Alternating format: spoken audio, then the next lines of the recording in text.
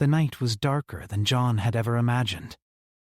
The stars above looked like distant lights in an endless black ocean, and the only thing that pierced the stillness of space was the faint hum of the spaceship engines as it cut through the void. He leaned back in his seat, trying to steady his breathing, but his thoughts kept racing. He had been chosen for a mission that no one else dared to take on. A mission that, if successful, could change the fate of the human race. He glanced at the screen in front of him, displaying the image of a vast alien world, the planet Solarian. It was home to the most feared species in the galaxy, the vampires. These creatures had once been the stuff of human myth, but now they were a deadly, ancient civilization that had made their presence known across the stars. And John, a decorated officer, was about to meet their queen. The humans had been at war with the vampires for years, but John wasn't here to fight. He was here to negotiate. His mission was simple, yet dangerous. Secure peace with the vampire queen, end the war, and save as many human lives as possible. There were those who believed it was impossible. Many had already tried to negotiate with the vampires and failed, but John believed in the power of diplomacy, and he was determined to make it work. As the ship descended into the atmosphere of Solarian, John couldn't help but feel a surge of anxiety. This wasn't like any other diplomatic mission he had undertaken. The vampire queen was not some political figure he could charm with words. She was a centuries-old creature with a power far beyond human understanding. Her people were ruthless, calculating, and quick to take offense. One wrong move, and John would become another casualty in a long history of failed peace talks. The ship landed softly on the planet's surface, and the doors slid open with a hiss. John stepped out onto the cold ground, feeling the weight of the mission settling on his shoulders. The air was thin, and a strange chill seemed to hang in the atmosphere. Solarian was a planet of extremes, endless deserts, towering mountains, and sprawling ruins. It was beautiful in its own way, but also dangerous. This was a world where only the strong survived. John was escorted by a group of vampire guards through the ancient city, their steps silent and deliberate. The streets were eerily quiet, the only sounds coming from their footsteps echoing off the stone buildings. The architecture of Solarian was unlike anything John had ever seen. Sharp, angular structures that seemed to rise up out of the ground like jagged teeth. There was an unsettling beauty to the place, as though it had been designed to intimidate. As they walked, John couldn't help but notice the way the guards moved, their eyes always scanning the surroundings, alert to any sign of danger. They were predators, every one of them, and John was in their territory now. Eventually, they arrived at the entrance of the palace, a towering structure made of black stone that seemed to absorb the light around it. The doors were massive, adorned with intricate carvings of the vampire's history, battles, victories, and conquests. This was their home, a place where they ruled with absolute authority. John was led inside, the cool air of the palace filling his lungs as they moved through the corridors. The walls were adorned with tapestries depicting scenes of war and power, each one telling a story of the vampire queen's long reign. He could feel the weight of centuries of history pressing down on him as they made their way deeper into the heart of the palace. Finally, they reached the throne room. The doors opened with a creak, revealing the vampire queen sitting upon her throne, bathed in the soft glow of pale light that filtered through the stained glass windows. She was more magnificent than John had imagined.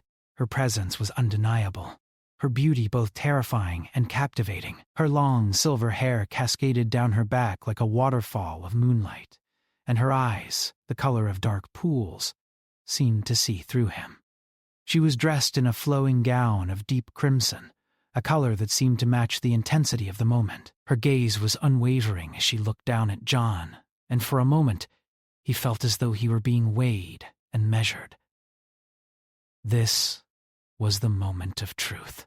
"Welcome, human," she said, her voice low and smooth, like silk sliding over stone. "I have been expecting you." John straightened, his heart pounding in his chest. Your Majesty, I come in peace. I am here to negotiate on behalf of the human race. We do not seek war. We seek a future of cooperation, of understanding. The Queen tilted her head slightly, her silver hair catching the light. Do you now?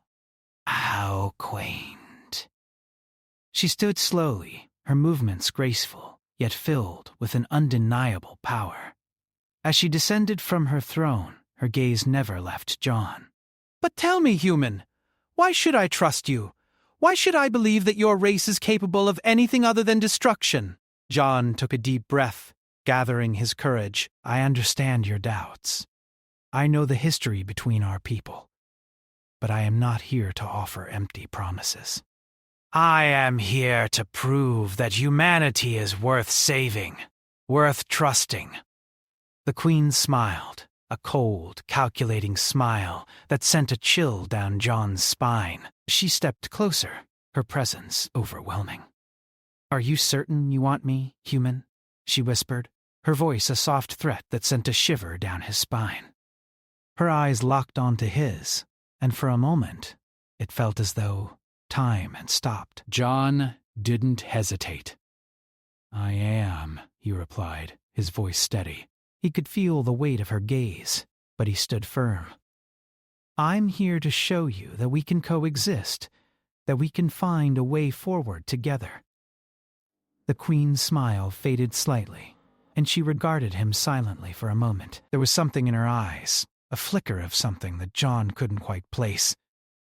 It was as if she were studying him, trying to decide if he was truly different from all the others who had come before him.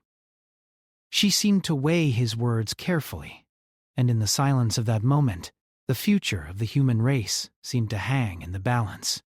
Finally, she spoke. We shall see, human. We shall see. And with that, the true nature of their meeting began. A delicate dance of power, trust, and manipulation.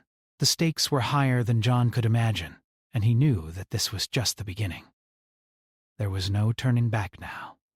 John followed the Vampire Queen through the grand halls of her palace, the shadows stretching across the walls as they walked.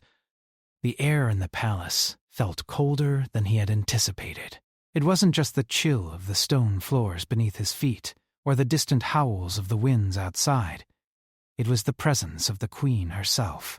Her aura was like a cold wind, one that seemed to freeze everything in its path, and John couldn't escape it. Every step he took in her world felt heavier, as if the weight of her eyes was pressing down on him. She led him through a series of grand chambers, each more impressive and intimidating than the last. The walls were adorned with strange, ancient symbols, and the ceilings arched so high that they seemed to disappear into darkness. Every room told the story of the vampire civilization, a people who had once ruled with an iron fist, conquering world after world without mercy. But this was not the time for John to think about their past. He had a mission, and failure was not an option. As they entered another chamber, the Vampire Queen gestured for him to take a seat at a long, dark, wooden table. She remained standing, her figure like a shadow in the dimly lit room. John sat down, his back straight, trying not to let the unease that had been creeping into his chest show on his face. He had expected the Queen to be cold, but there was something unsettling about the way she moved, the way she watched him. Always watching. I have questions, human, the Queen said, her voice softer now, but still carrying the same weight. Questions about your kind, about humanity. Why should I trust you? Why should I believe that your people won't destroy everything we've worked for? She paused for a moment, letting the silence linger before continuing. You say you want peace. You say you want a future of cooperation.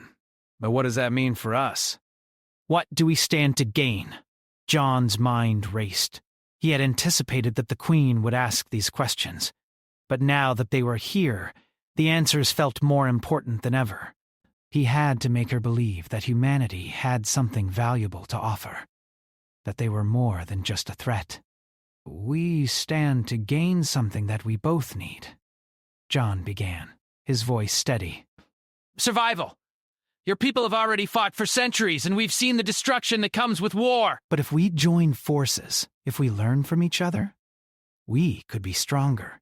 Together, we can face threats that neither of us could handle alone. He leaned forward, his eyes meeting hers. You don't have to trust us completely, but at least consider the possibility that peace is the answer. I'm not asking for you to lower your guard. I'm asking for a chance. The Queen's expression remained unreadable. She studied him for a long moment, her eyes piercing. There was no sign of approval, no sign of anger, just an eerie calm. Finally, she spoke again, her voice soft but laced with something dangerous. You want a chance? She asked. Then prove it. Prove that your people are more than just a threat. You've come here with words, but words alone are meaningless. You'll have to do more than talk. You'll have to show me that humanity is worth trusting? John's heart skipped a beat. He had been prepared for negotiations, for discussions, but he hadn't expected this. The Queen wasn't going to let him walk away with simple promises. She was testing him, testing humanity, to see if they were truly capable of living up to their words. And that meant he would have to prove it. He couldn't rely on his military background, his strategic mind, or even his experience. He had to rely on something deeper. He had to prove that humanity's spirit was stronger than their flaws. I'll do whatever it takes, John said, his voice firm. Just tell me what I need to do. The Queen's lips curled into a small smile, but there was nothing warm about it. I will give you 3 tasks, she said, her tone cold. Each task will test a different aspect of your humanity. You will fail or succeed based on how you respond, and you must remember this. If you fail, there will be no second chances. John nodded. There was no hesitation in him now. He understood the stakes. The future of humanity was in his hands, and he would not fail them. Not today. The Queen stepped closer, her presence filling the room. The first task will be simple. You will have to face the Dark Hunt. It is a trial where you must face your deepest fear. You will not have any weapons, no tools, only your wits and your courage. Survive, and you may continue. Fail, and you will leave Solarion forever. A failure, in my eyes. He had faced plenty of fears in his life. Battles, loss, uncertainty. But this was different. The Queen's words held weight. He could feel the pressure of the task ahead of him. But he knew he couldn't back down now, not after coming this far. And if I succeed? John asked. Then we'll move on to the next task, she replied, her eyes gleaming in the dim light. But remember, human, each task will reveal more of you, and each trial will get harder. You will have to prove your worth in every way. John stood up, his resolve strengthening with every word the Queen spoke. Girl, I'm ready. The Queen's smile widened, but it was the kind of smile that made John's skin crawl. It was the smile of someone who had seen it all, someone who had conquered and ruled for centuries. We shall see, she said softly, her voice a whisper that echoed in the room. Without another word, she turned and walked toward a door at the far end of the chamber. The vampire guards, who had remained silent until now, stepped aside as she passed. John followed closely behind her, every step heavier than the last. He was about to face something he couldn't fully understand, but he was not afraid. He had come too far to turn back. The door opened, revealing a dark hallway that seemed to stretch on forever. The only light came from the pale glow of distant torches, flickering faintly against the stone walls.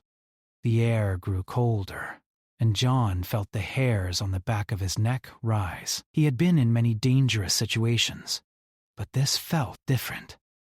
You may begin. The Queen's voice came from behind him, and with those words, the door slammed shut. John was alone in the darkness.